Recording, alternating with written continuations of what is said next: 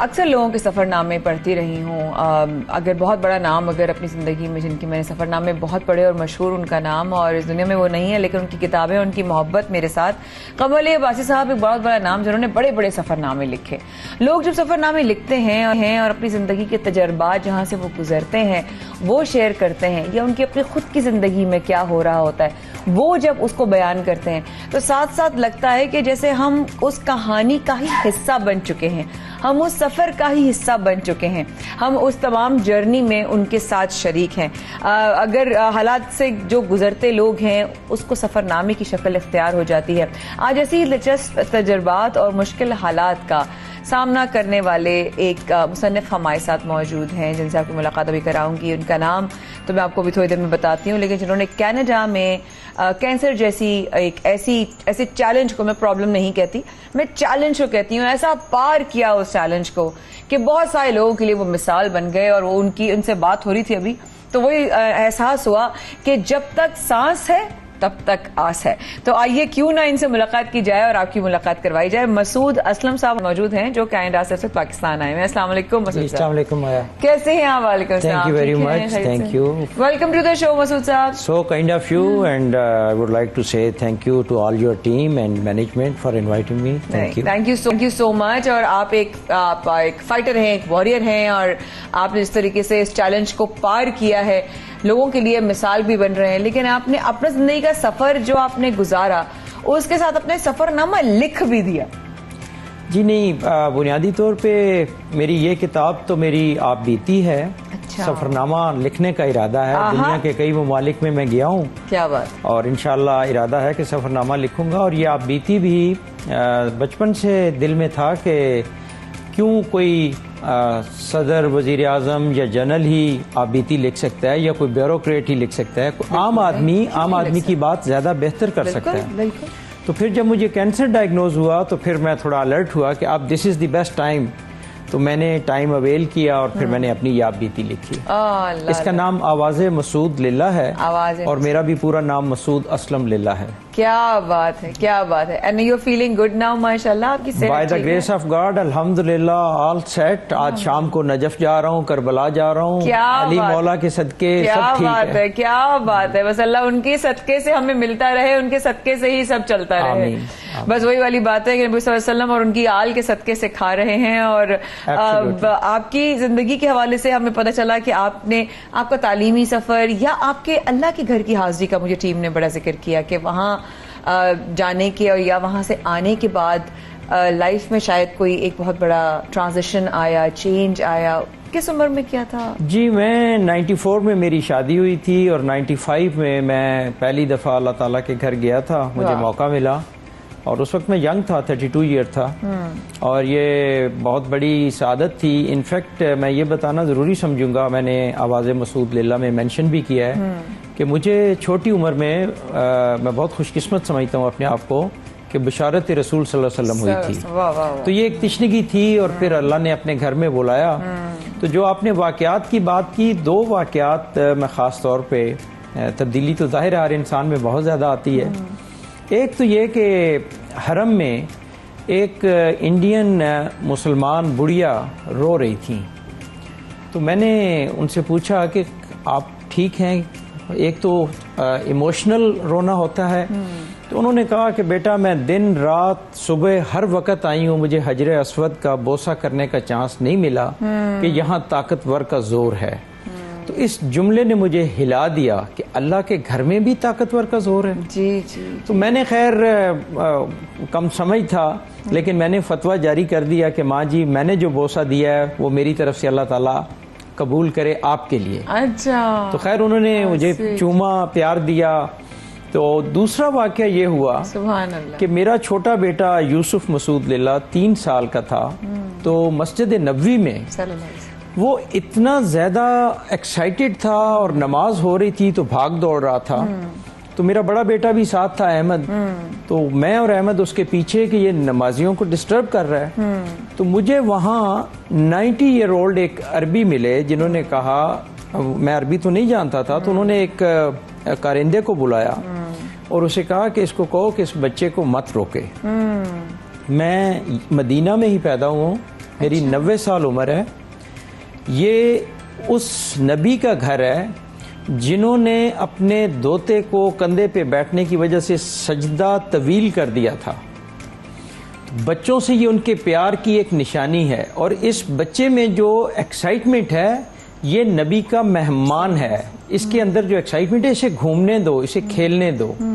तो ये वाकया भी मुझे सारी उम्र याद रहेगा। अल्लाह अल्लाह, नहीं आपने बड़ी खूबसूरत साथ में आपने बात। अब ये बताइए कि इसमें अगर हम आपके चैप्टर्स के बारे में बात करें, आपकी इसका क्या मुझे इनायत हो सकती है? जी किताब मैं दिखा भी सकूं सबको। आवाज़ें मसूद ला, एक मुनफरिद आप भी थी, ये मेरे पास जो है ये बुक है इस वक्त मौजूद।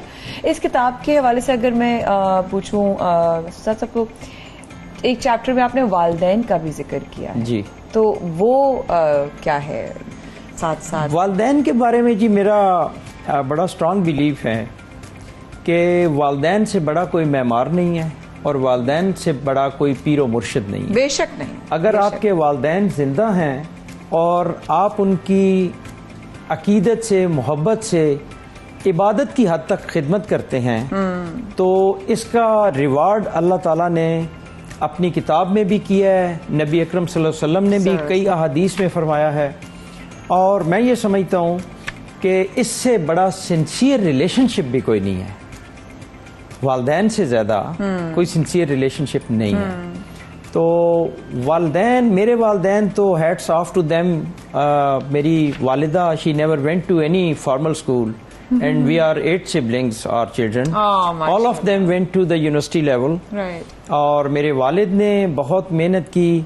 और देखिए, मेरे दोनों वालदैन ने अपनी वफात से पहले, मैं परदेसी बेटा था, बाकी सब बहन भाई इधर हैं, तो दोनों ने कहा कि बेटा याद रखना कि दरिया सूख भी जाएं तो उनकी नमी नहीं जाती और हमारी कब्रों से भी तुम्हारे लिए दुआएं निकलती रहेंगी। मेरा बड़ा स्ट्रांग बिलीफ है कि मैं कैंसर पेशेंट हूँ और मैं अगर यहाँ बैठा हूँ तो ये उनकी दुआओं का नतीजा है। बेशक आपके हक बात है, माँ बाप तो माँ बाप होते हैं। और मैंने अपनी किताब में माया ये बड़ा स्ट्रांग मैसेज दिया है कि वो लोग बड़े बदबख्त और बदकिस्मत होते हैं जो वालदैन की मौजूदगी में उनकी खिदमत नहीं कर पाते। याद रखिए, आप जो फसल बोएंगे वही काटेंगे भैया, वही काटेंगे। अब जरा आपके 2-3 सवाल में जहन साहब जो बहुत जरूरी आ रहे हैं। एक तो इमिग्रेशन जो आपकी हुई कायरा की, उसमें क्या मसाइल आए नहीं आए, क्या चैलेंजेस का आपने उस वक्त सामना किया, कैसे आपका इमिग्रेशन कंप्लीट हुई, कुछ बताना चाहेंगे मुख्तसर? देखिए, मैंने अप्लाई किया था 1999 में। उस वक्त इंटरनेट का इतना जमाना नहीं था। तो फिर ये कि सेल्फ प्रिपेयर्ड फाइल थी, इतने पैसे भी नहीं थे कि इमिग्रेशन कंसल्टेंट हायर कर लेता। तो मुश्किलात तो बहुत आई। सबसे बड़ी मुश्किल ये आई कि मैंने अपनी फाइल पेरिस भेजी, फ्रांस में अप्लाई किया, क्योंकि यहाँ पे क्यू बहुत लंबी थी। और मैंने तय कर लिया था कि अगर जाना है तो why not at right time. बच्चे छोटे थे कि उनकी एजुकेशन वहीं से शुरू हो। सही। तो मैं बड़े प्राउडली उनका letter, invitation letter Canadian embassy Paris का लेके यहाँ इस्लामाबाद में फ्रेंच एम्बेसी में चला गया कि जी मुझे वीज़ा चाहिए, मैंने वहाँ इंटरव्यू देने जाना है। तो वो मैंने किताब में भी लिखा है कि सांप की आंखों वाला फ्रेंच वीजा अफसर बैठा था। तो मुझे कहता है, why you didn't apply from the Canadian embassy right few yards away from here. तो वो रिफ्यूज हो गया। लेकिन मैंने बिल्कुल भी दिल भी नहीं हारा और मायूस भी नहीं हुआ। मैंने स्ट्रगल जारी रखी। तफसीलात इस किताब में हैं। और मैंने अल्टीमेटली वीजा लिया, मैं इंटरव्यू के लिए गया और मैंने इमिग्रेशन ली और फिर मैं कनाडा में सेटल हुआ। तो मेरा पैगाम ये होगा कि आप अगर डिटरमिन्ड हैं और आप गोल ओरिएंटेड हैं, मायूस मत होइए। अगर आपको इस्लामाबाद जाना है लाहौर से, मोटरवे बंद है तो उसका अल्टरनेटिव ढूंढिए, कई रास्ते होंगे। तो इसलिए मायूस नहीं होना है, आप डिटर्मिनेशन से काम करें, यू वुड बी सक्सेसफुल। बिल्कुल ठीक। कैंसर से गुजरने वाले तमाम लोग इस वक्त, इंक्लूडिंग जो लोग जिनको मैं जानती हूँ या जिनको मैं नहीं भी जानती, पूरी दुनिया में सब आपको देख रहे हैं। मैं कहूंगी कि अपना कोई ऐसी जिंदगी का तजर्बे का ऐसी बात उनसे कह दें कि वो आज आपको देखकर हिम्मत पकड़ कर उठे। देखिए, मुझे जब, मैं बड़ी भरपूर जिंदगी गुजारी है मैंने।